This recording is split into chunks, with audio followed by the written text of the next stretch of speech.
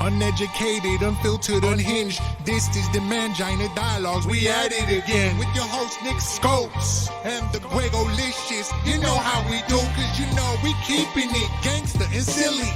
Unplugged like a full swung titty. Bout get jitty, cause you know we down to the nitty and the gritty. And we make shit sound so damn pretty. Yeah, cause this unhinged comedy. And right now you're in the mix, so get ready, cause we bout to get it poppin'. And we ain't stopping. Uneducated, unfiltered, unhinged. This the Mangina Dialogues. We at it again. Yeah, we at it again. Uneducated, unfiltered, unhinged. This the Mangina Dialogues. We at it again. Hello and welcome to the Mangina Dialogues. I am your host, Nick Scopes. And I'm the distracted Gregolicious. Fucking idiot. And our guest today is the very funny Mitch Burrow. Mitch, how are you, my man? I'm great. How are you guys doing? Thanks for having me. Doing all right. Heard you had an earthquake out there or what? Yeah, we did. 3 point something, right in the middle of LA, I guess, or somewhere. I think the most beautiful part of it is that Chrissy Teigen, I don't know how to say her name, but she just tweeted the word earthquake and had like 30,000 likes and retweets. I've been trying to go viral for I don't know, 12 years, and apparently all you gotta do is just type in a one-word tweet about what just happened. Or you can marry John Legend. Yeah, but I was following her titties long before she did that, so I'll be honest. You just got to marry a famous guy, and then you'll be good. Well, that would help, with... Anyway. You're like, all right, who would you pick? No, never mind. I just know what the industry likes, and that would help me out a lot. Put a new spin on your videos. Yeah, no shit. Yeah, that's what I'm going to do next with my roommate is a rom-com. Yes, dude. Can you get Reese Witherspoon to be the third wheel? Oh, that'd be great. She's also the topic of, like, she's the subject of my favorite street joke. I'm embarrassed that I even brought this up. Okay. Well, too late now. You gotta finish it, buddy. Too late. Jump in the pool. Do you hear that actress Reese got stabbed? Reese, what's her name? Witherspoon? No, with a knife. Reese Okay. All right. That was... Hey, guys, thanks for having me on the podcast. I enjoyed that. You know what, dude? I'm writing that down because I have a buddy that loves jokes like that. He loves that shit. I feel terrible. We're off to a good start. Don't feel terrible. We're all friends. Oh, guys, I'm sorry. I think there's another earthquake happening. I gotta... So, Mitch, what have you been, besides, creating earthquakes and stuff, what have you been doing to stay busy during these weird times with the coronavirus and everything? Well, so I worked at the Comedy Store, and so I thought it would be fun. My roommate came up with the idea really to do these, like, working at the Comedy Store, but just from home. Right. And so we did like this, like, I don't know, maybe 14 sketches of like different jobs that we do. And then we decided, like, what if we had made a movie and then my life fell apart? So we made a mockumentary. And then after the mockumentary, we said, let's just make the fucking movie. So we just spent a month pretending like we still worked at the Comedy Store, pretty much. Nick pretends that every day in his dreams. I mean, it is like my favorite place to be, so it makes sense that that's what I'm having fantasies about. But the Comedy Store was like retweeting them and posting them on Instagram. Dalia retweeted the very first one that we did, and it got like 130,000 views or something. Wow, that's awesome. It's awesome. Yeah, very nice of them. But anything that no one else retweeted just stayed right around 1,000 views. Hey, it's 1,000. Yeah. What? How long have you been at the Comedy Store? I've been 2 years. Well, a year and a half. And how? Yeah, I started working there like the weekend of Halloween, and I had been doing comedy for about 11 years at that point when I started working there. I just had made the decision after being in LA for a couple years that that's what I wanted to do, is be at the Comedy Store, and I just like focused on it for a year and finally got picked up there. How did that happen? You just you got to go to the open mic on Mondays, and luckily I had 11 years of material, so I wasn't going up and doing the same jokes over and over and over. And then finally after like 9 months, the talent booker called me over and started talking to me, and that's it all went from there. So they asked you to. So when you say went from there, but you weren't working at the store at the time, you were just going to the open mic. So did they offer you a job, or did you have to apply for the job to get the job to then start having the opportunity? Yeah, so there's two different routes you can take. There's the development program where you just call in your avails every Monday and you'll get spots, or there's being a door guy to where you're actually working there. You get cold open spots and you get the development spots on top of that. So as soon as you started talking to me, I just told him, like, hey, if you guys are hiring, I'd like to be a door guy, and I got the job. Yeah, that's awesome. And any night that I wasn't performing somewhere else, I was usually at the Comedy Store drinking anyway. So I was like, if I'm going to spend so much time here, I might as well get paid to be here. Yeah. So I went that route. Yeah, that's pretty awesome. I mean, I'm there. Actually, I'm in Los Angeles a lot, and I always make a point to get to the Comedy Store a couple times a week while I'm there. And that's like, that outdoor bar area is like the best place in LA to just hang out and shoot the shit with comics and people. And it's like the most, it's relatively friendly. Like, I've never had really any problems there besides Annie Letterman calling me a cunt once. But well, that's typical. That's that's Annie. Yeah. So that was a moment of affection coming from her. Oh, totally. It was a badge of honor. I actually thought it was awesome. I mean, she's a New York gal, so I mean, all I did was compliment her pink pants. That's it. I mean, it could have been way worse. So you've been doing comedy 11 years, and you started in the South, like you were from the South? No, I actually started in Seattle, Washington. When I got out of the Marine Corps, I ended up getting a job working for Boeing, and I ended up in Seattle. So I spent 7 years doing comedy up there, and that was probably like the best experience for me because it was just so different from what I was used to be able to, like, say the things that I thought were funny and still make it translate over to people who thought completely different from me. That was a good writing experience. Right. How long were you in the armed forces? I was in the Marine Corps for 5 years, 1998 to 2003. I lived in Okinawa, Japan for 3 years, which was crazy. Probably the best 3 years of my life. And then I went to Jacksonville, North Carolina, which is where I got sent to Iraq. And Jacksonville is just such a shitty place. Like, Iraq was the best part of that duty station.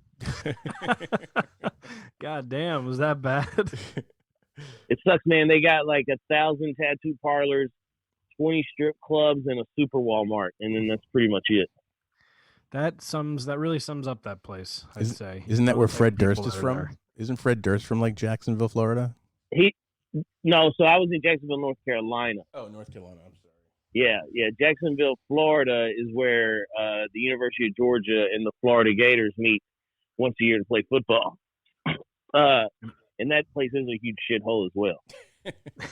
You just basically you don't want to live anywhere named Jacksonville. Okay, if we learn anything in this podcast, okay, that's it. Don't live anywhere. Also, one more thing that you could take away from this podcast: Limp Bizkit arguably did a better rendition of Behind Blue Eyes than The Who. I could, yeah. And Faith by George Michael. Really good version of Faith. They did a lot of good covers. Not necessarily good at writing their own music, but the covers they really nailed that down. What about Nookie? That's a timeless classic with a great title. Well, if anyone's still listening to this episode, they just turned it off right now. I know. I think it was at the Reese Witherspoon joke. I'm pretty sure they turned it off. You're gonna blame it on me. Okay, I get it. I fucked up. No, but Mitch, were you like the funny guy in the Marines? Were you always cracking jokes? I know in your bits you were talking about you're a helicopter mechanic and all that. Were you always the funny guy? I mean, I think the life in the Marine Corps is so miserable that we're just constantly trying to make it better. Everyone in the Marine Corps is funny, but it's just a different type of humor, like that doesn't translate over to the stage. Like we used to interview each other when we were deployed on the naval ships. We had like these little camcorders with us back then, and we'd do like these fake interviews. And then while the person was getting asked questions, another person would sneak up and punch them in the face. It's very Marine Corps-ish, yeah. And we were like, this is hilarious. We should start doing that at open mic nights. Oh, I mean, there's a lot of open micers that I think that could help out a lot. Dude, the Marines, man, they're wild. I know a couple of them. They're wild dudes. None of them are like, yeah, they're wild. I mean, it was the best time of my life. I've had fucking dreams lately where I'm back in the Marine Corps and I'm like, oh, I can't believe they let me back in. it's like something that I miss those days. Like when I was in, I went to Thailand, Hong Kong, Singapore, the Philippines. Like I traveled the world, and I had sex with a lot of women, and it was just awesome. Is that what made you want to join the women and getting punched in the face? Yes, that was it. Not so much the getting punched in the face, but the women. That was a big pull for me there. Every job that I've chosen in my life is because of women. Marine Corps, they got a cool uniform. Women think it's hot. Comedy, chicks like guys that are funny. I'm just constantly trying to find a career that's going to get me laid. You're a smart man. So that's what drove you to comedy. Yeah, exactly. That, and I just wanted to bring joy to people. When was the first time you got on stage? So this is after you got out of the Marines? Yeah, it was April of 2007. I was actually in Lancaster, California, and I called the Comedy Store in San Diego because they had an open mic that you could call on Sunday, leave your name, and then you'd call back a little later that evening, and the voicemail would have the name of the people that were going to be doing the open mic that next week. And so I got it. So I drove 4 hours down to San Diego to do the open mic. Wow. And I did great. The first time it was awesome. After that, bombed a lot. But that first time, that's all it took, and it got me hooked. Where was the first open mic you did in LA? LA. So technically, I was in LA for like 3 or 4 months before I moved up to Seattle and really started hitting it hard. But LA used to have an open mic at the Sportsman's Lodge in Studio City that I would go to. That's my hotel. And so they have like an outdoor patio. Yeah. And that's where the open mic was. And it was god awful terrible because like you would be out there doing your bit, and then the bus would like pull up and stop at that intersection, and its air brakes would just go off in the middle of your punchline. You were getting heckled by police sirens driving by. It was a nightmare. But I met Earl Skakel there 12 years ago. And now I spend almost every night with him at the Comedy Store hanging out when we're not in quarantine. So it's pretty interesting, like the connections you make with people and where it comes back 12 years later. That's wild. I'm not even joking. I stay at the Sportsman's Lodge. That's the hotel I stay in when I'm in LA. And I've been staying there for years, and I had no idea they used to have a open mic night there. Yeah, well, just be thankful it's not there anymore. I mean, it was the epitome of like open mics for open micers. It was nothing but like 12 comics, and that was it. And I would drive an hour and a half on a Saturday night to do that mic. Wow. Oof. So how many nights a week are you, well, pre this, but how many nights a week were you getting up at the Comedy Store? 2 to 3, Monday night, a cold open, and then development spot. Sometimes 4 if I was lucky, and then doing spots at the Improv, Right. and the Ice House. So, I'm not getting that New York stage time that people get where they're going up 6 times a night. But I do all right for LA. Right. Well, now no one's getting up for a while. Yeah, All right, comedy's shits. over. I hope you guys have a good backup plan. I'm sewing masks. I'm just making masks in my basement, selling them on Etsy. That's a great idea. Now we've been asking a lot of people this, but you work at probably, I don't say probably, it is one of the most famous places and one of the best places to see comedy. It's so popular there. And do you think now, after all this and the virus and everything shutting down, do you think it's going to take a while for people to come out, or you think they're going to be ready to go and those rooms are going to be full again? Next week when you talk to my roommate, he's going to tell you that it's going to take a while because he thinks that people are pussies. I think that the very first day it's going to be sold out. Yeah, I agree. I think people are tired of being locked up in their homes and not being able to go anywhere. And the minute they're given the freedom to do it, they're going to be packed into that place like crazy. And then everyone's going to catch Corona again. Yes. I don't disagree with you. I actually 100% agree with you. The one thing I am curious about, because I am there so much, that it has such an international, at least it seems like it does, an international tourist crowd. So yeah, that may affect it, because I don't necessarily think that the people from Europe are going to be flocking over as quickly as they have been. Although it seems like the place, every time I'm there's a ton of Australians. So yeah, and boy, are they the worst. If you have any Australians that listen to your podcast, just fucking carry your ID with you when you're in the United States of America, okay? It's not that big of a deal. I guess because everybody starts drinking at 7 over there, they don't really think that they need to have their IDs. But God, and then they get an attitude with us because we're like, sorry, I can't let you in. Or mate, I'm whatever. You know how they fucking talk. I'm 28. Shut the fuck up. It's America. But yeah, I think it seems like it's a lot, but it's not. Now, I think the national tourism, that's a big part of it. I do think that, we often have people from every other state in there, but I'm checking IDs, almost every night, and it's still majority California. So right. That's pretty good then. I think it'll be fine. There might be a few people that aren't there, but it's not going to really hold it back any. Right.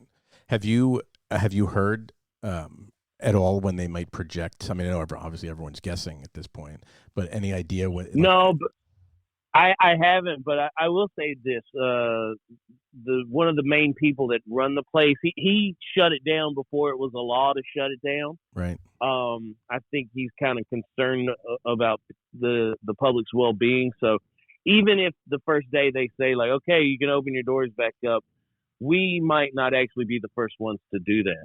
Right. Yeah. I mean, and they just I think the week before the only, or at least a few days before, the only room that was open was the original room, right? They closed the main room, and then it was. I worked there the very last night. I was working. Myself and Tony Hinchcliffe took the last 2 shots at the bar before it closes doors. Yeah, Tony likes that bar right up. He doesn't leave very often.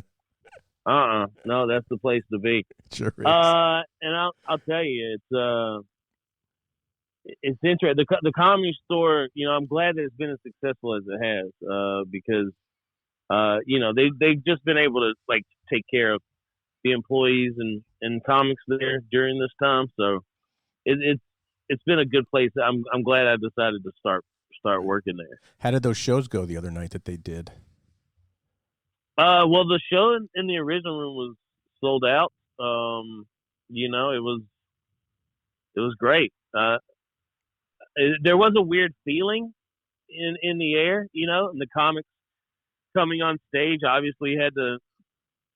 Are you talking about the last night of the last night that it was open? No, I was talking about the show, the benefit kind of shows they did. Oh, this the week. benefit show. Yeah. So they had so that one they had like 3 different episodes that they did a live stream podcast for, and they had like Whitney, Bobby Lee, Dalia, Joey Diaz, Theo Vaughn, and in the last episode it was announced as Bill Burr, Donnell Rawlings, Neil Brennan, and special guests. And the special guest ended up being Dave Chappelle. Yeah, I figured that's who it would be. Of course. Yeah, I mean that's a Chappelle show reunion right there. Yeah, that's pretty awesome. Wow, Bill, that's fucking incredible. Bill was on. I think Bill was on the racial draft sketch. Right. Yeah, he was. That shit was great. And then Donnell was in every sketch, and Neil was the co-creator. So if you could put like 2 and 2 together, you could have figured it out that it was going to be Chappelle. Yeah. That's the last show that I was at the Comedy Store, was the night that he did that 3-hour set from like midnight till 3 a.m. Oh, and was that up in the belly room? Yeah, I actually didn't go to that. I went to the show in the main room. But I actually, like, I tried to get tickets for that the day they went on sale in that morning, and they were like gone within 35 seconds. And then yeah, because here's what you gotta do when they post those. Anytime they post secret headliner show, right, just look and see if they announce it as a smoking headliner. They'll put smoking in quotation marks, and then that's how you know who it's gonna be. And then because he always smokes a cig when he's on stage. Yeah.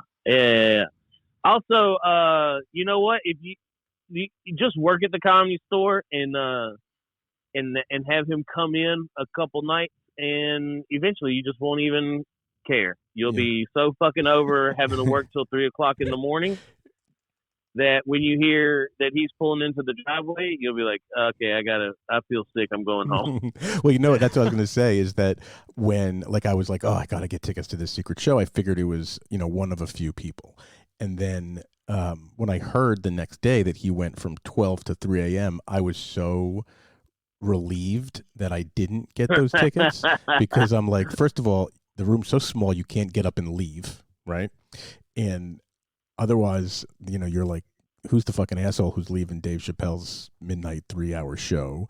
I think, you know what, man? You feel free to get up and go. Okay, I would look. He's the GOAT. He's my favorite of all time. But if people want to walk out at any point, I applaud him. Especially at 3 a.m., 2:30. Yeah. Yeah, I would have walked out by 1:30 if he started at midnight and be like, okay. Well, it's funny. I've told this story all the time about the night when I was there last year. It was one of the last Brody Stevens shows, and he closed out the night in the main room, and it was like 1 o'clock. No, it was probably 12. It was after 12, and he was closing out, and he was going forever. Obviously, he did an hour, and I had to go to the bathroom, so I got up to go to the bathroom, and the second I got out of my seat, Brody got all over me. And I just kept walking. I'm like, what am I going to do? Brody's literally attacking me while I'm walking to the bathroom. Brody was great with that, though. Like, you'd be sitting down in the front with your arms crossed, and you'd be like, arms crossed, negative energy. Yeah. You don't get it. He had this pace, and his whole energy would just like draw people into him. It was pretty great. Yeah, it was awesome. But he scared me out of like leaving early, and then I had to go to the bathroom again. So I got up again, like half an hour later. I'm like, it's so late, I have to go to the bathroom again. And he's like, how old are you? I mean, there's no chance that he was gonna forget that was you the first time. No, so. There was only like 30 people there, at that point. It's so late anyway, 40 people maybe. And I just didn't even, I went to the bathroom, I came back out, and I sat in the very back. I'm like, I'm not even going to give him the opportunity to take me down again as I go into my seat. Like, fuck it, I'm not chancing it. So I pulled the pussy card. I mean, that's the thing that you got to decide. You're either going to pee on yourself or you're going to get talked to on your way to the restroom. It's a choice that everyone has to make at a comedy show eventually. Right. That's for sure. So Mitch, what's I know now it's like not unsure times the Comedy Store will be back, but things are definitely weird now. So what are what are some of your comedy goals for this year? I guess number one probably be get on stage again, but you gonna put out an album, you working on like a certain set or something looking forward to? Yeah. So I had a couple videos go viral with like a total of 8 or 9 million views. So Awesome. my whole thing is just social media presence. I'm just trying to figure out like what I got to do to get more people to follow me because the industry's they're fine. They do what they do, but ultimately now like comedy is pretty much dictated by what you do yourself.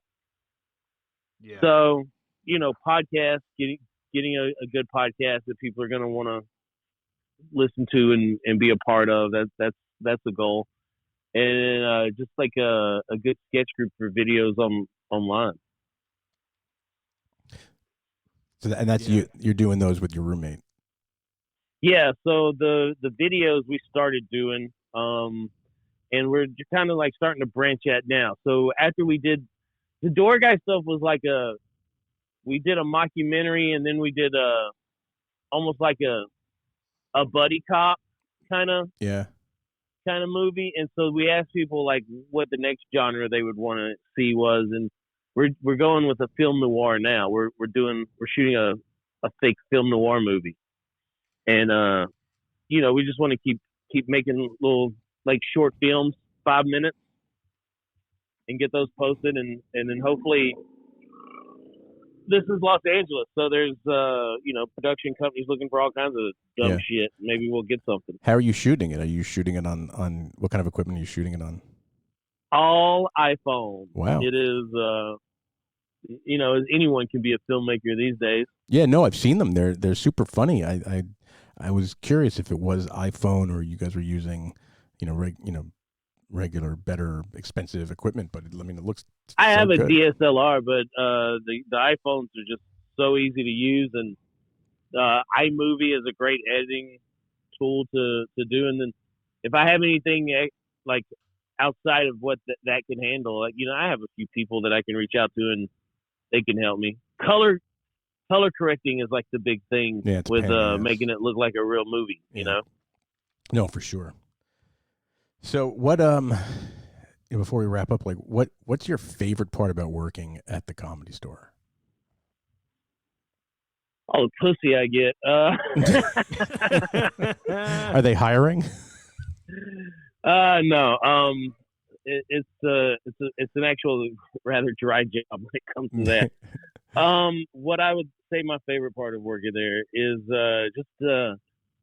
I work with the best comedians in the world. So, whether it's door guys or people coming up that, the public doesn't necessarily know of yet, or being on the same show as Joe Rogan or Chris D'Elia, like I'm just surrounded by the best talent in Los Angeles, So it's a fun place to work and push yourself and strive to continue to get better. Yeah, no, I mean it couldn't be any better of a place. What do those guys give you, like pointers? Do they help you out at all, or is it just hey man? Those nice guys don't know I exist. Well, if you did a shot with Tony Hinchcliffe the night before the place closed, he knows you exist. Yeah, I mean, like it's every now and then, Elijah Schlesinger gave me a tag for a joke one time. That's awesome.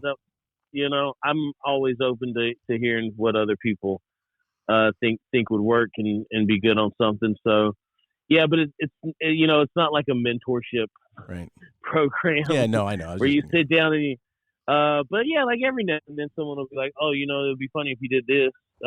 Eric Griffin's giving me tags. So, yeah, for sure. They, I don't think they're looking at it as anything other than just, hey, I think this would be funny. Try this. I mean, those are good people to get some tips from. Oh, for sure. 100%. It's awesome, man. It sounds like working there's pretty dope. Picked a good spot. It's a good time, man. I like it. And I mean, we were only out of work for 3 days before we started pretending that we worked there again. So it is a great spot. I don't take it for granted at all. That's awesome, man. Yeah, it's awesome, man. Well, so thank you very much for taking the time to chat with us tonight, or this afternoon in LA.